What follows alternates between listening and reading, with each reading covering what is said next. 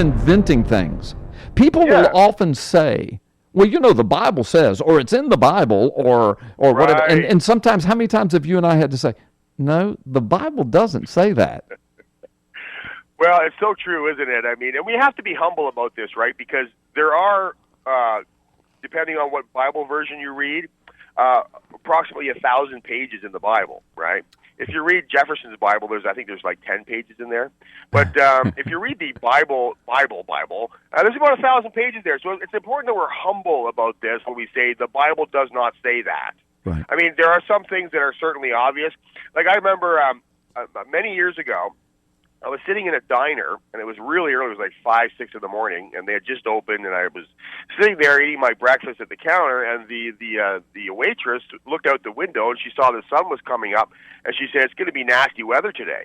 I said, "What do you mean?" She says, "Well, it's a red sky as it's coming up. The sky's beet red." And I said, "Really? Does that mean that there's going to be bad?" She says, "Well, it says it in the Bible." I said, "It does not say that in the Bible." And she says, "Well, blue sky at night, sailor's delight, red sky in the morning, sailor's warning. And that says that in the Bible." I said, "It does not say that in the Bible." So I paid my check and I left. And this is a great anecdote for that particular lesson, but also a great anecdote to illustrate how a personal relationship with God works. Because I walked out of there, and I'm walking towards my vehicle, and the Lord impressed upon me that, listen, look at here. Yes, God does use slang. Look at here. Look at here. She was quoting the Bible. Not only that, but she was quoting my words.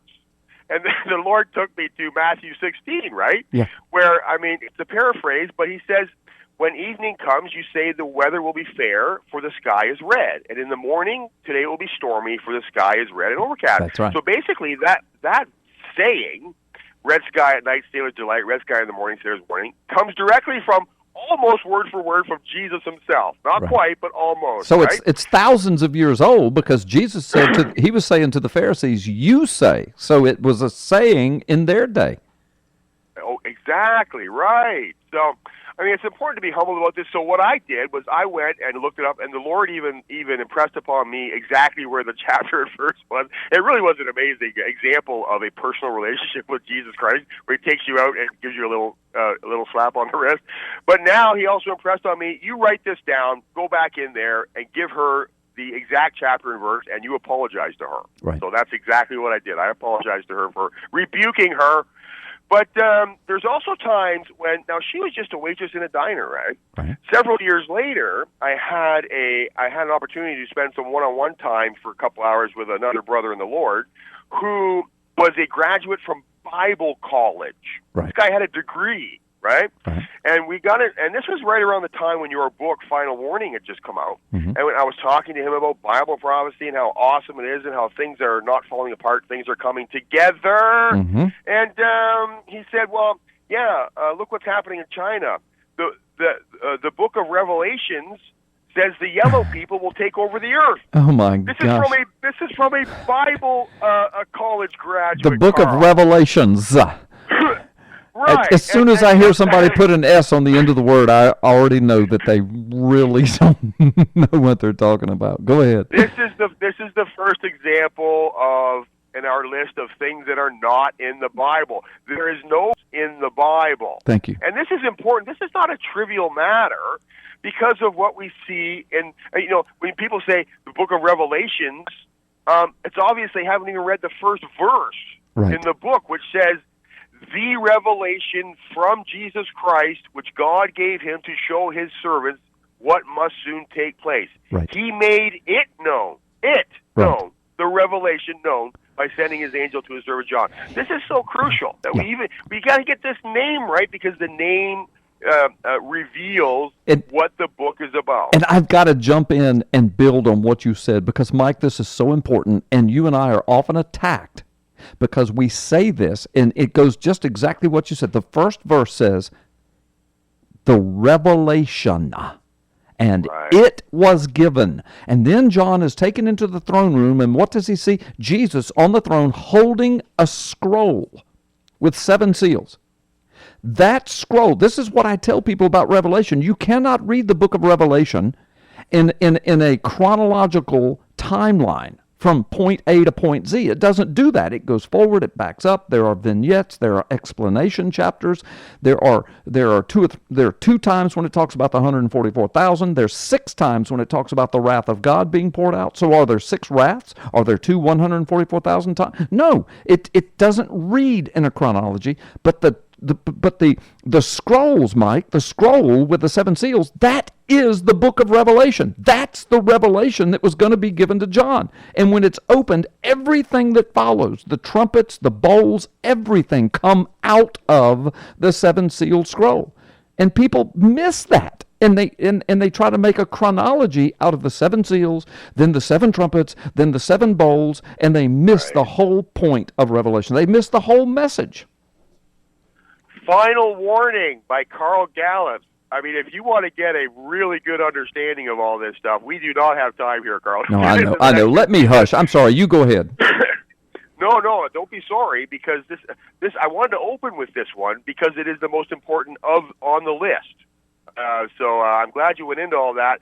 I just want people to get Final Warning with Carl Gallups because, oh my goodness, you've got to have this book if you want a clear understanding of the book of Revelation and Bible prophecy in general. And it's a great read, and it will really boost your faith. And now it sounds like you owe me a check, Carl. I do. I'll send you a royalty check soon. Don't worry about it, brother. It's coming. It's in the mail. Just stay up every night, go to your mailbox, and look for it. All right, we're going to go rapid fire here over these. I've got over 20. I was going to do a top 10 list of things that are not in the Bible. Now I've got like 21. And there's a bunch more, but we probably won't have time to get into it. Did you know, Carl, for example, that there is no account in the Bible of a battle at Armageddon? Mm-hmm. It says they gather for battle, but does the Bible say that anything happens? Have a look at that. There's no account of an actual battle there. Actually, you know what? Armageddon is a real place in Israel, and there's a truck stop in Armageddon called the Armageddon Truck Stop. A little trivia for you there. That people mocked Noah for building the ark, there's no account of that people mocked him for building the ark. Uh-huh. And also, by the way, there are 7 pairs of many animals were taken onto the ark, not just 2 by 2. That's correct. The word or even concept of a halo in the Bible, there is no word or concept of a halo in the Bible. You know, the Catholics, like in their paintings, they painted halos over Jesus and Mary and all these people. Yeah. There are no halos in the Bible. Any mention of the New Testament church celebrating Ash Wednesday or any biblical suggestion to do so in the future is not in the Bible. You're right. There is no apple in the Garden of Eden. That's right. Just fruit. That's right. Any suggestion that clergy should perform marriages or that a wedding is anything but a family community reception or feast is not in the Bible. The Old Testament priests never perform weddings that we can see anywhere in the Bible, which is very interesting. That is I'm not against that, but it's not in the Bible. Yeah. The fact that we live in heaven forever, Carl, is not in the Bible. Mm-hmm. No matter what your end time view is, at the end of the day, we all end up on a renewed earth. Exactly. That's what the book of Revelations says. The end of the book. That's what it says. That's right. Yep. Heaven is at best a way station in the Bible for our ultimate destiny, right? That's where everything gets weighed out, right? Mm-hmm. Any overwhelming proof that Jesus was poor is not in the Bible. Most evidence suggests the opposite. You know, Judas was the money keeper, and he used to dip into the bag there. I mean, he had a big sack of cash going around with him, feeding the poor, helping people out, right? Mm-hmm. Any mention of Mary remaining a virgin after Jesus' birth, is not in the Bible. Mary did not remain a virgin after giving birth to Jesus. Any direct mention or description of an abortion is not in the Bible. You will not find any abortions anywhere in the Bible. Any record of a confirmation class or confirmation ceremony is not in the Bible. And the same thing for First Communion. And none of that's in the Bible. Any specific mention of transgenderism is not in the Bible, although men and women are forbidden from wearing each other's clothes. Yes. Sorry, boy George. Sorry to report on that one. Yeah. Any sense that Jesus wanted government, Caesar, to take care of the poor, that's not in the Bible. That's our job to do that. Mm-hmm. Any record of anything Jesus said in his native language, which is Aramaic, except for Abba, Talitha Kumi, Raka, Mammon, Jot and Tittle, and Eli, Eli, Lama Sabachthani, these things that he said directly, the rest of his teachings and sayings were written down by Greek speakers. Yeah. God helps those who help themselves, Carl, is not in the Bible. That came from Benjamin Franklin, not God. Cleanliness is next to godliness is also not in the Bible. That came from Francis Bacon, not the Bible. Mm-hmm. Any blanket prohibition on drinking alcohol is not in the Bible. You know, as soon as you said the word bacon, my mouth watered. Anyway, go ahead. I'm a bacon freak. And beer, right? Yeah, if they can ever figure out how to make bacon-flavored ice cream, I'll be in heaven. Anyway, go ahead. Go ahead. Anything that says church music should be reflective, subdued, or played on an organ is not in the Bible. See the loud clashing cymbals in the Psalms with trumpets and shouts.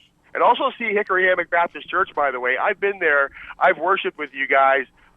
You don't even need a seat. There's a lot of jumping and shouting and praising the Lord there. It's not subdued and reflective, and I'm not even sure you guys have an organ there, do you? Yeah, we do, but don't say jumping now. That makes it sound like, we're just all jumping around and going crazy. But anyway, but I know what you mean. It's we worship. There. Yeah, a lot of freedom. Anyway, keep going. We've got about 30 seconds. Go ahead. Anywhere that says women can't wear pants is not in the Bible. Pants aren't mentioned anywhere in the Bible, or use of makeup for that matter. God changing Saul's name to Paul. That never happened. Did you know? Paul, go ahead. Paul is short for Shorty. That's a nickname for Shorty. It was his Greek trade business nickname. Imagine God saying, "Oh, Saul, from now on thou shalt be named Shorty." That never happened. Paul used those two names interchangeably with the Jews and the Greeks. And you know that. I know you know that, Carl. And finally, nothing mentioning that Jesus had long hair or a beard. That is not in the Bible. In fact, the Bible says long hair is an embarrassment to men. So perhaps Jesus had short hair like I do. What do you think? Well, that's some good stuff. Listen, Mike, I hear the